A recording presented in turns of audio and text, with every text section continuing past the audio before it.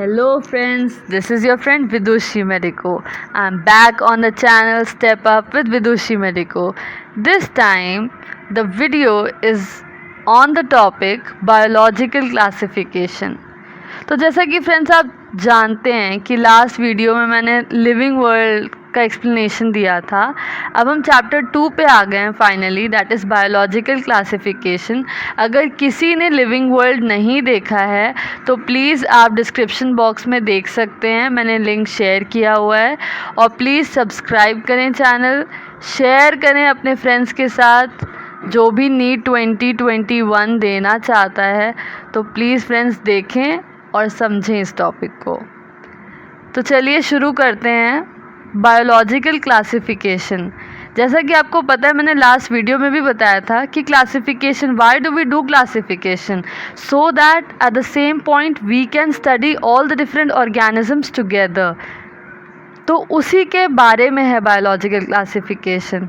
अब इसमें हम पहले साइंटिस्ट के नाम पढ़ेंगे कि किस साइंटिस्ट ने कौन कौन से क्लासिफिकेशन दिए हैं. तो मैं आपको ये बताना चाहूँगी कि ये जो जितने भी हैं, जैसे लीनियस, एरिस्टोटल, फिर आपके सबसे इम्पॉर्टेंट विटेकर, ये सारे बहुत इम्पॉर्टेंट हैं और ये एग्ज़ाम में पूछे भी गए हैं. फ्रेंड्स देखिए यहाँ पे जो लाइन लिखी है कि Linnaeus, in Linnaeus time a two kingdom system of classification with plant and animalia kingdom was developed that included all plants and animals respectively. तो ये आपको पता होना चाहिए, ठीक है. उसके बाद में this system did not distinguish between the eukaryotes and prokaryotes. Obviously when he gave the classification and he classified the organisms only in two kingdom, that is plantae and animalia. तो इसमें तो कहाँ से डिफ्रेंशिएट नहीं कर पाया होगा eukaryotes prokaryotes में, यूनिसेलुलर मल्टीसेलुलर में. तो ये सबसे प्रिमिटिव हम कह सकते हैं क्लासिफिकेशन था. उसके बाद में क्लासिफिकेशन आए और साइंटिस्ट ने दिए. Classification of organisms into plants and animals was easily done and was easy to understand, but a large number of organism did not fall into either category. तो ये चीज़ बहुत बड़ी थी. अब आप सब ये टेबल देखिए.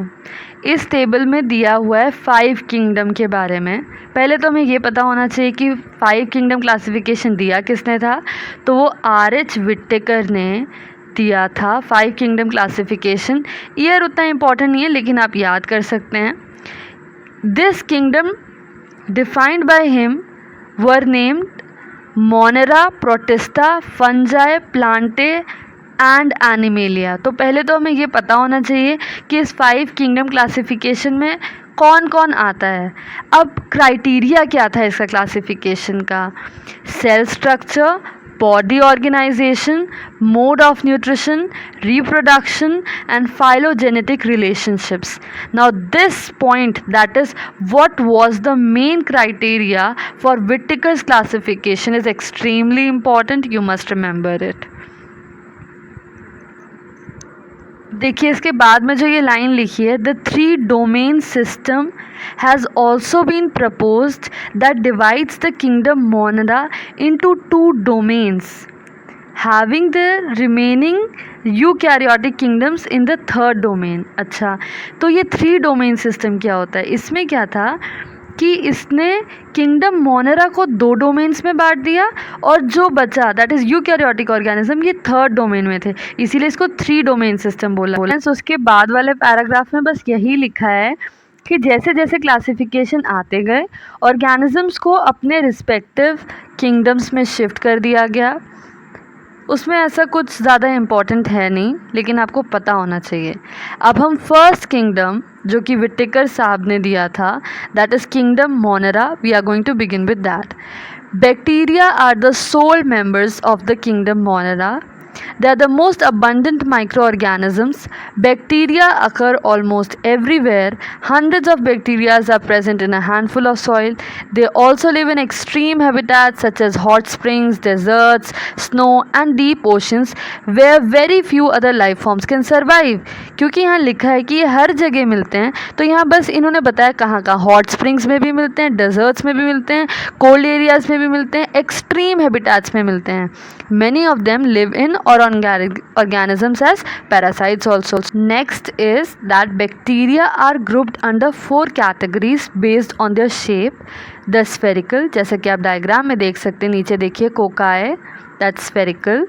रॉड शेप्ड आप देख सकते हैं बेसिलाई, फिर कॉमा शेप्ड विब्रियो आप देख सकते हैं लास्ट वाला, and then last one that is spirillum, spiral shaped.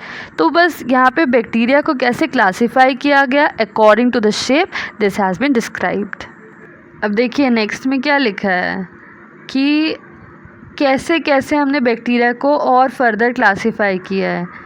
Some of the bacteria are autotrophic, that is, they synthesize their own food from inorganic substrates. They may be photosynthetic autotrophic और chemosynthetic autotrophic. ये आपको पता है, या तो उनके पास chlorophyll होगा या क्लोरोफिल जैसा कोई पिगमेंट होगा, वो अपना खुद का खाना प्रिपेयर करेंगे, या फिर वो कीमोसिंथेटिक होंगे. The vast majority of bacteria are heterotrophs. तो मेजॉरिटी क्या है? Majority is not preparing their food themselves, they are heterotrophs, that is they depend on other organism और on dead organic matter for food. अब जो classification वो दिख रहा है वो क्या है? Archaebacteria and eubacteria. Archae मतलब ही होता है, the word archae means old, primitive. तो ये एक्सट्रीम्स में हमें मिले हैं. अच्छा, before moving on to eubacteria, मेरी बहुत ही हम्बल रिक्वेस्ट है guys, whoever is watching this video, please do subscribe the channel. Please comment कि बताओ तो कि समझ में आ रहा है या नहीं, कैसा लगा video. I am really working very hard. आप लोगों ने ऐसा कोई वीडियो नहीं देखा होगा जो NCERT line by line explain करे. तो गाइस प्लीज़ लाइक करें, सब्सक्राइब करें. आप लोग समझो यार मेरे हार्ड वर्क को. I really work really very hard and my only motive is to help you all so that you guys understand the topic, understand the NCERT line by line. I am doing this. Please help to increase my subscriber. Please hit like if you like the video. आप लोग देख रहे हो, आप लोग subscribe नहीं कर रहे हो, तो प्लीज़ यार सब्सक्राइब कर दो. So now let's move on to eubacteria. There are thousands of different eubacteria. अब देखिए eubacteria. What is the meaning of U? U means true. ये क्वेश्चन नीट में पूछा गया है, आपको पता होना चाहिए. EU इसका मतलब ट्रू होता है. They are characterized by presence of rigid cell wall and if motile flagellum. अब देखिए उसके आगे क्या लिखा है. The cyanobacteria are also referred to as blue green algae. ये आपको पता होना चाहिए कि साइनोबैक्टीरिया को ही ब्लू ग्रीन एल्गी भी कहते हैं. उनके पास क्लोरोफिल ए होता है. अब आपको ये पता होगा कि ग्रीन प्लांट्स में भी क्लोरोफिल ए होता है. तो बैक्टीरिया और क्लोरोफिल ए, तो देखिए क्लोरोफिल ए है तो अपना फोटोसिंथेसिस भी करेंगे. फोटोसिंथेसिस करेंगे तो ऑटोट्रॉफ्स कहलाएंगे. तो यहाँ पे बस यही बताया गया है. The colonies are generally surrounded by gelatinous sheath. आप इस एग्जाम्पल में देख सकते हैं हेट्रोसिस्ट है, ये एग्जाम्पल नॉस्टॉक का है यहाँ डायग्राम. तो ये इंपॉर्टेंट है. अब हो गई ऑटोट्रॉफ्स की बात, तो बचे हुए क्या होंगे? कीमोसिंथेटिक ऑटोट्रॉफ्स और लास्ट में हेट्रोट्रॉफिक बैक्टीरिया. ये सबसे अबंडेंट होते हैं, बस इतना ही पता होना चाहिए. जैसे आपको ये पता होना चाहिए कि हमारे पास यू बैक्टीरिया में कुछ फोटोसिंथेटिक ऑटोट्रॉफ्स थे, कुछ कीमोसिंथेटिक थे और कुछ हेट्रोट्रॉफिक थे. अब यहाँ पे एक जो लास्ट लाइन लिखी हुई है माइकोप्लाज्मा के बारे में, ये बहुत इंपॉर्टेंट है. Mycoplasma are organism that completely lack a cell wall. इसीलिए पेनिसिलिन को हम इस पे यूज़ कर सकते हैं. They are the smallest living cells known and can survive without oxygen. Many mycoplasma are pathogenic in animals and plants. So this is important. Now let's start with the second kingdom given by Whittaker in his 5 kingdom classification. अब देखिए next classification का जो kingdom है that is Protista. अब Protista में आता क्या है? प्रोटिस्टा में single celled eukaryotic organisms are placed. ये आपको पता होना चाहिए. लेकिन इसके बाद एक लाइन ये बहुत इंपॉर्टेंट है. But the boundaries of this kingdom are not well defined. What may be a photosynthetic protistan to one biologist may be a plant to another. क्योंकि यहाँ यूकैरियोटिक ऑर्गेनिज्म है, यूनिसेल्युलर है, तो फोटोसिंथेटिक है. ये बात किंगडम मोनेरा में आता क्या क्या है?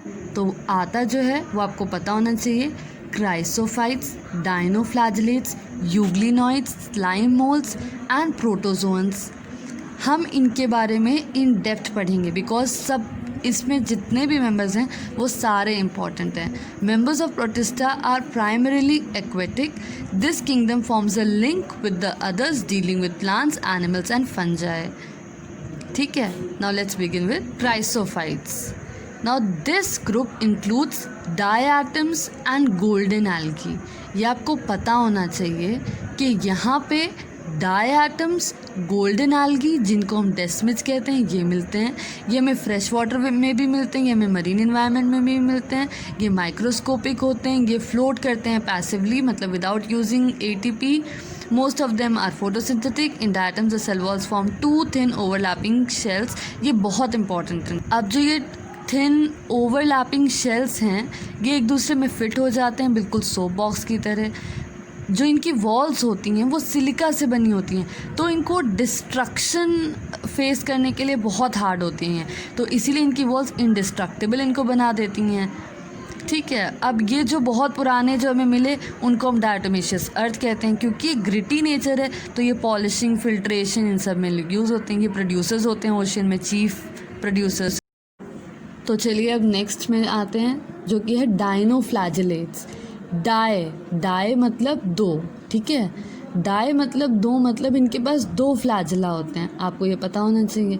अब देखते हैं, देखिए यहाँ पे लिखा है they are mostly marine, they are photosynthetic, they appear yellow, green, brown, blue and red depending on the main pigments present on their cells. चलिए ठीक है, इनकी सेल वॉल में स्टिफ सेल्यूलोजिक प्लेट्स होती हैं, जैसे कि अभी हमने क्राइसोफाइट्स में सिलिका पढ़ा था, यहाँ पे क्या है, यहाँ पे सेल्यूलोजिक प्लेट्स हैं।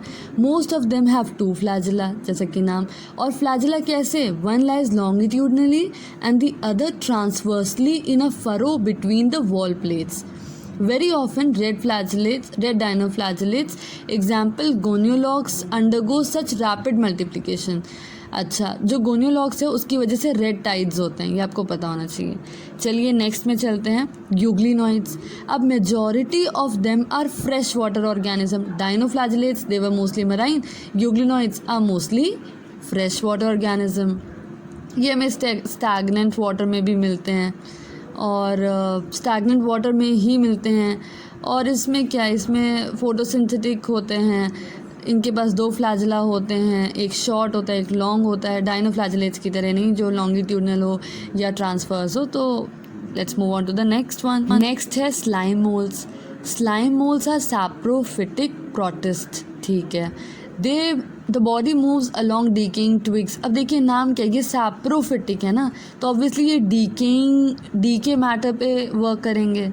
During unfavorable condition, the plasmodium differentiates and forms fruiting bodies bearing spores at their tips.